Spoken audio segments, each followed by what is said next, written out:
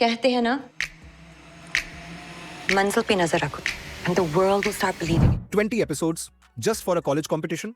At first, I thought this show might be a total drag, but after watching it, I can say it's not a disaster, though it's definitely not a masterclass either. है जुनून, dream dare dominate एक dance plus music drama है जो अभी जियो Hotstar पर stream हो रहा है। शो में टोटल 20 एपिसोड्स हैं और हर एपिसोड की लेंथ लगभग 25 से 40 मिनट्स के बीच है। और ऑनेस्टली ये सीरीज एक स्पेसिफिक ऑडियंस के लिए ही बनी है। सुपरसोनिक्स जैसा कोई ना कभी था ना कभी होगा। कहानी सेट है एक कॉलेज में जहां हर साल एक प्रेस्टिजियस ट्रॉफी दी जाती है, GOAT award, greatest of all time. दो मेजर ग्रुप्स के बीच कंपटीशन है।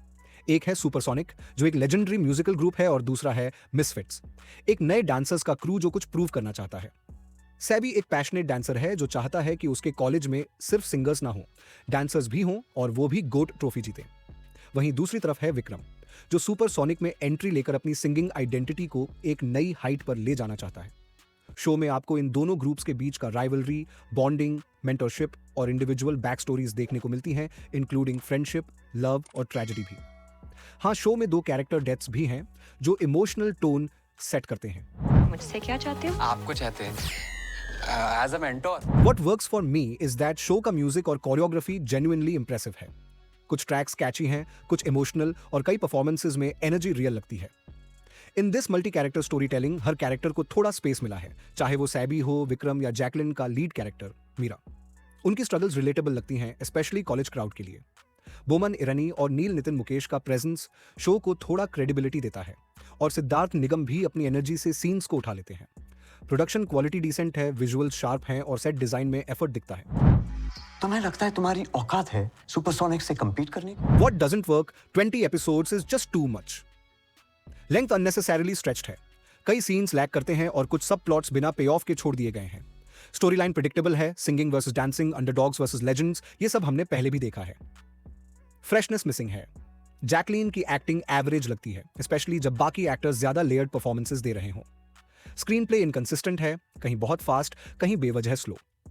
कुछ इमोशनल मोमेंट्स फोर्सफुली डाले गए हैं। मुझे किसी भी हाल में कोस्ट ट्रॉफी जीतनी। कमिंग टू द परफॉर्मेंसेस, सैबी प्लेड बाय सुभाष एक पैशनेट डांसर के तौर पर कन्विंसिंग है। उसकी ग्रोथ आर्क स्लाइटली फिल्मी है पर एनर्जी सॉलिड है। विक्रम एक एम्बिशियस सिंगर के रूप में ठीक है लेकिन डेप्थ कम है। Meera played by Jacqueline honestly performance average रहा, इमोशनल बीट्स में कनेक्शन नहीं बनता। बोमन ईरानी और नील नितिन मुकेश जो भी स्क्रीन टाइम है उसमें ग्रिप बनाते हैं। सिद्धार्थ निगम एनर्जेटिक और सॉलिड प्रेजेंस। हाई जुनून का फॉर्मेट पुराना है पर एग्जीक्यूशन में थोड़ी ऑनेस्टी है। शो ड्रैग करता है लेकिन अगर आप डांस या म्यूजिक कॉम्पिटिशन्स एंजॉय करते हो तो ये आपकी प्लेलिस्ट में आ सकता है। ये सीरीज कोई कल्ट क्लासिक नहीं बनेगी लेकिन इसे टोटली अवॉइड भी नहीं कर सकते। I would give it 2.5 out of 5 stars. 1 star for the energetic dance or music performances, 1 star for the multi-character structure and emotional effort, and 0.5 star for production value and a few standout moments. The show had lengthy pacing, predictable story, and average acting in key roles. Supersonic या Misfits? कौन जीतना चाहिए था? Comment में लिखो team Supersonic, team Misfits और just here for the drama. And if GOAT trophy तुम्हारे college में होती, तुम किस स्किल से जीतने की कोशिश करते?